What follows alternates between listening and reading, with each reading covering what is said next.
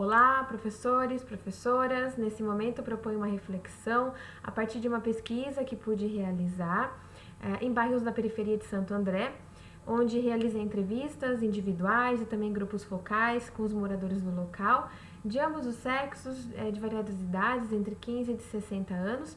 E essa pesquisa, um dos seus frutos foi esse artigo que proponho a leitura no curso.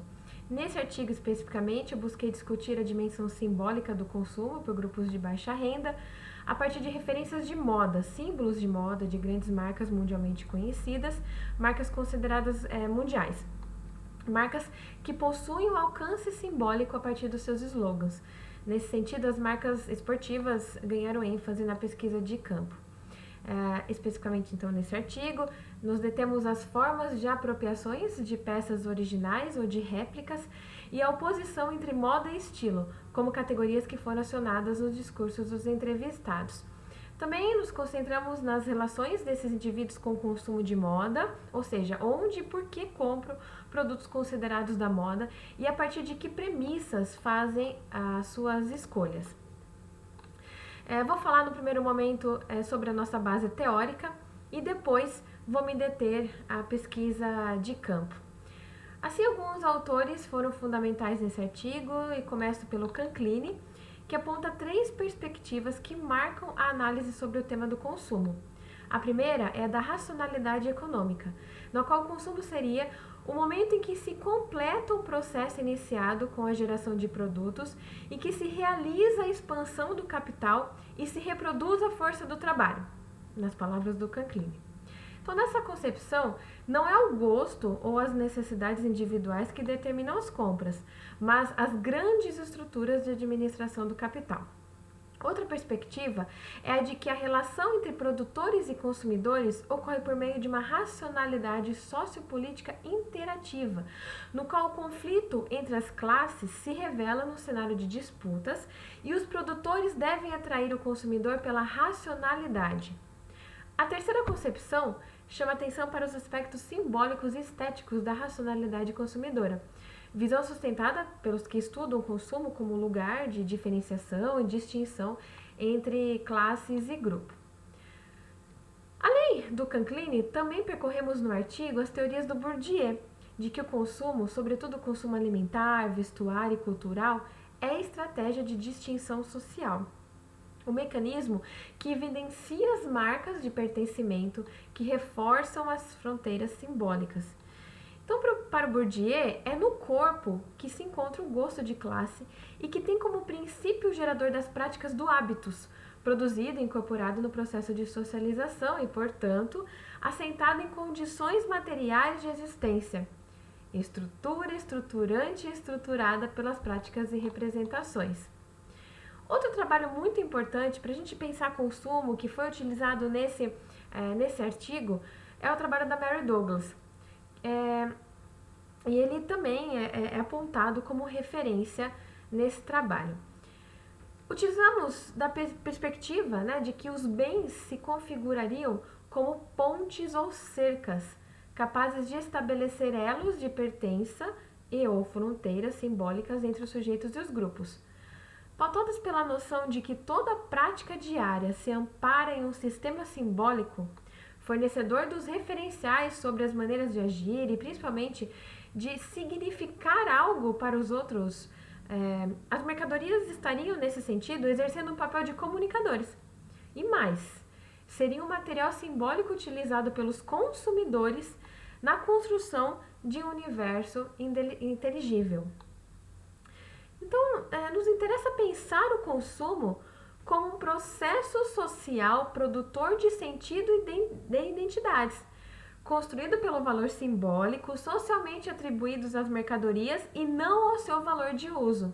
Então, nesse sentido, vale recorrer à crítica, às análises que reduzem as relações econômicas entre homens, à dimensão prática utilitarista, e assim nos voltamos ao Salins, ao Marshall Salins, que na sua obra Cosmologias do Capitalismo, refina o argumento de que as trocas de mercadorias são movidas, sobretudo, por uma dimensão que escapa aos imperativos de suas funções prático-utilitaristas.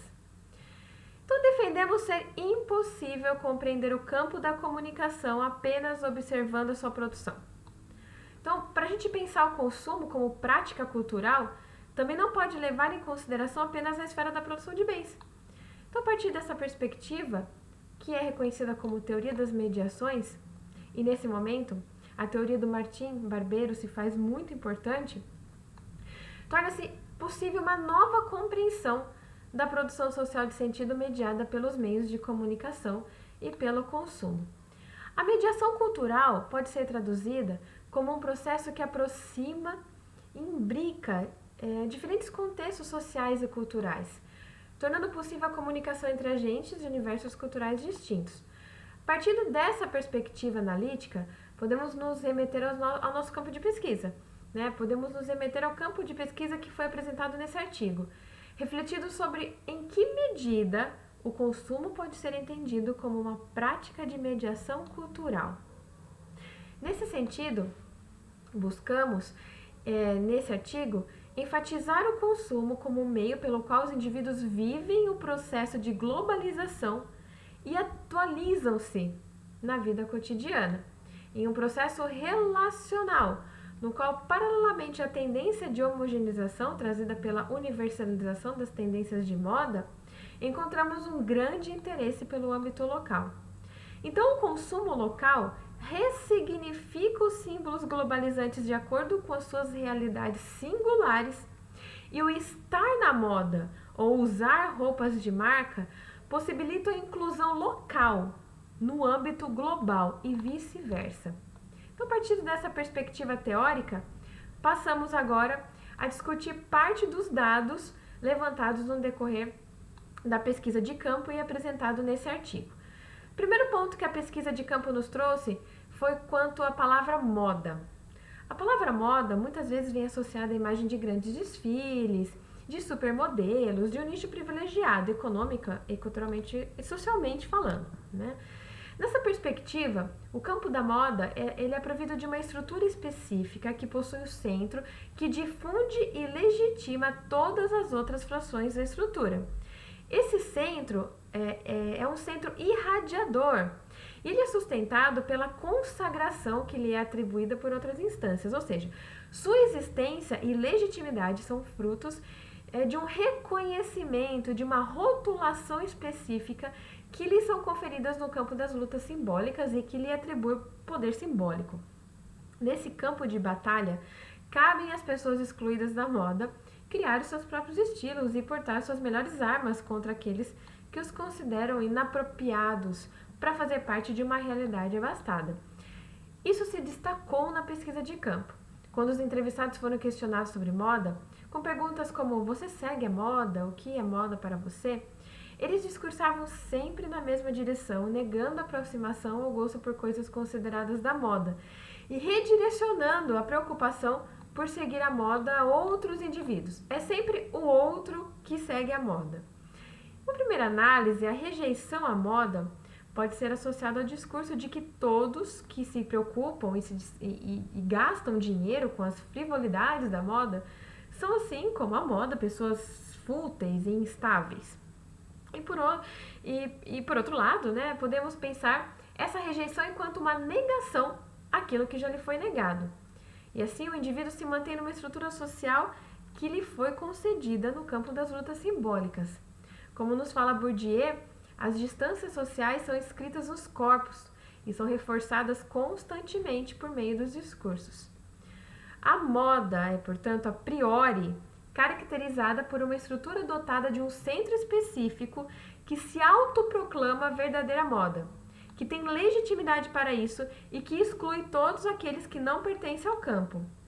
Não negamos a existência dessa estrutura, mas percebemos como um resultado de uma produção de crenças embasadas em discursos que criam tais simbologias sociais. Então, quando falamos de moda nesse artigo, estamos falando daquilo que é efêmero, que é novidade, que independentemente da sua origem, seja nas passarelas, seja nas ruas, nas novelas, que celebra o moderno e é desejado como um sinônimo de representação de uma determinada posição social. Então, a moda atinge todos os grupos de forma particular e específica, mas sempre carregada de suas essências, o movimento constante e sua finitude irreversível. Nas entrevistas que realizamos, os indivíduos negam a preocupação e o uso de roupas tidas como da moda, valorizando o que denominam estilo próprio. A moda, ela é caracterizada como algo que padroniza os indivíduos e que por isso não convém segui-la. Foi possível notar que a palavra moda remete instantaneamente àquilo que é igual a todos. Assim, eles querem substituir a obediência à imitação daquilo que está na moda por uma escolha particular, incitada por um estilo individual, né? Como enfatizou uma das entrevistadas, ela disse: a moda eu faço a minha. Então, sustentados pela valorização da individualidade e da liberdade, os sujeitos são levados a repelir o conceito de moda como sinônimo de aprisionamento e valorizar o conceito de estilo, carregado de características que possibilitam uma livre escolha, né, e um leque muito diversificado de possibilidades. Isso porque a palavra estilo remete a uma maneira singular como os sujeitos pensam e se expressam no contexto social. Por isso, a linha entre o estilo e a identidade pessoal é muito tênue, já que ao buscar um estilo, o indivíduo está se esforçando por encontrar também uma identidade. Então, a noção de estilo como categoria nativa remete à possibilidade de escolha e se opõe à noção de moda, que por sua vez era associada à padronização e à homogeneidade. Tudo se passa como se o consumidor fosse livre para optar pelo estilo que desejasse, podendo percorrer as variadas possibilidades oferecidas pelo mercado de moda de acordo com a sua personalidade e individualidade. Essas possibilidades de escolha são alimentadas com informações advindas de todos os lados, tanto no âmbito global como no local, que dialogam a partir da ressignificação e do uso diário de estilos e ou modas diversas. Os indivíduos, então, parecem embebidos por um discurso que preconiza a liberdade e a autonomia individual. Então, eles percebem, portanto, a noção de estilo como uma alternativa de individualidade e liberdade, elegendo um discurso que combate a moda como inimiga da afirmação de particularidades. E nesse momento a gente pode pensar um pouco na obra do Laval Dardot, que apontam que vivemos em uma era em que o cálculo individual e a escolha são preconizados como valores e requisitos para que o indivíduo desenvolva uma boa performance social. A obrigação de escolher coloca-se como regra básica do jogo, no qual caberia ao indivíduo empreender uma empresa de si, desenvolvendo habilidades calculistas enquanto se move entre oportunidades e busca as melhores alternativas para maximizar o seu interesse próprio.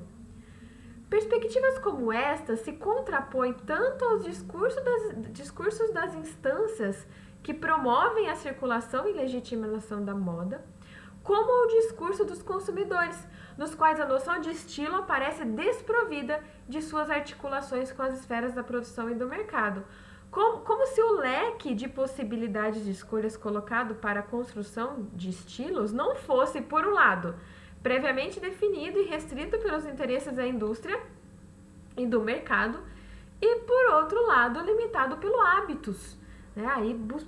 Citando Bourdieu, que como matriz de percepção e ação socialmente construída, define gosto, modos, usos e estilo de vida. Considerando esses pressupostos, passamos a discutir os discursos dos entrevistados relativos ao consumo de referências de moda e de circulação global, enfocando suas apropriações, ressignificações e eventuais estratégias de distinção.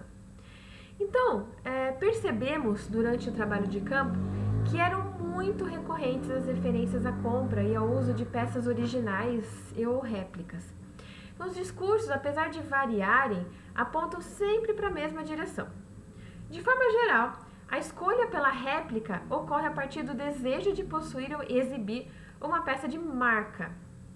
Marca, originais, seriam os produtos de moda advindos do mercado globalizado, no qual as verdadeiras marcas são representadas por símbolos presentes em mercadorias detentoras de direitos de propriedade intelectual. Então, nesse contexto, as imitações, as falsificações, as réplicas não autorizadas têm um caráter ilegítimo e criminoso. Assim, como nos apontou a pesquisa de campo, o uso de réplicas não deslegitima o símbolo da marca. E o que importa é exibi-la, partilhar o símbolo, seja ele original ou não. Foi muito interessante notar que nas entrevistas houve certa ambiguidade nos discursos e os indivíduos que há pouco diziam que não se importavam com roupa de marca passaram a afirmar que preferem uma réplica a uma peça sem marca alguma, como forma de se aproximar do original financeiramente e simbolicamente distante da sua realidade. Também afirmavam ser importante que apareça a marca, que a marca seja exposta na peça. Outro ponto interessante foi que a compra de peças originais, bem como a valorização da marca, foi relatada como preocupação do outro, em todas as entrevistas. E notou-se que os entrevistados se colocam como não consumidores de marcas, apesar de, no decorrer das falas, aparecer a valorização com relação a elas. Esse distanciamento individual daquilo que é produto de marca apareceu com mais intensidade quando tratamos da importância da moda no dia a dia daqueles que estavam sendo entrevistados. Todos negaram se importar com questões relativas à moda, independentemente da idade. Sugerimos que tal negação relaciona-se ao que já foi citado, uma negação daquilo que já foi negado a esses indivíduos por um contexto social capitalista que os exclui de um mercado específico. Além de outros pontos que levantamos presente na relação das palavras entre moda e estilo. A qualidade da réplica foi contestada nas entrevistas e serviu de justificativa para a compra eventual de produtos de marca. Então, nesse momento, é possível observar uma dinâmica dualista, na qual ocorre a negociação entre o equilíbrio entre razão prática e simbólica, cálculo e hedonismo, dinheiro e amor, efemeridade e duração. As réplicas relacionam-se a produtos de curta duração e, portanto, presentear com uma réplica pode ser considerado um ato desagradável. Já dar de presente uma peça original, de marca verdadeira, associa-se ao sentimento verdadeiro e duradouro que se deseja compartilhar. Segundo uma entrevistada, abre aspas, se você gosta da pessoa, tenta dar o melhor para ela. Se você dar uma réplica, pode não durar. Então, como você gosta muito da pessoa, você quer que dure aquele presente. Então, você dá uma roupa de marca. Fecha aspas. Além disso, presentear com uma peça original também se relaciona à noção de afeto e de sacrifício, já que, como nos contou o entrevistado, não importa a dificuldade em encontrar a peça ou mesmo de pagar pelo preço, quando se pretende mostrar um sentimento para a pessoa. Então, ao realizar uma primeira análise desses relatos, foi possível notar uma dualidade. Ao mesmo tempo que buscam pelo distanciamento do que é considerado supérfluo e pertencente a outros grupos sociais, também existe o desejo por usufruir daquilo. Segundo a teoria sobre a difusão da moda dos ímel, os novos estilos inicialmente adotados pela elite da classe alta, aos poucos se difundem, por outras classes. E, por fim, chegam às classes trabalhadoras. Assim, os indivíduos pesquisados consumiriam os símbolos das marcas globais para imitar as classes superiores. E alguns discursos nos remetem, de fato, a essa teoria. Mas, a partir das entrevistas realizadas, podemos perceber que a apropriação de bens de marca não se articula ao desejo de pertencer a outra classe social. No momento que a gente enfoca este grupo de baixa renda, percebemos que há uma estratégia de distinção, mas que ela é intraclasse e não extraclasse. Não se busca imitar ou parecer com as classes médias, mas de certo modo circular pelo seu universo, brincar com seus elementos, mas permanecer em seu próprio.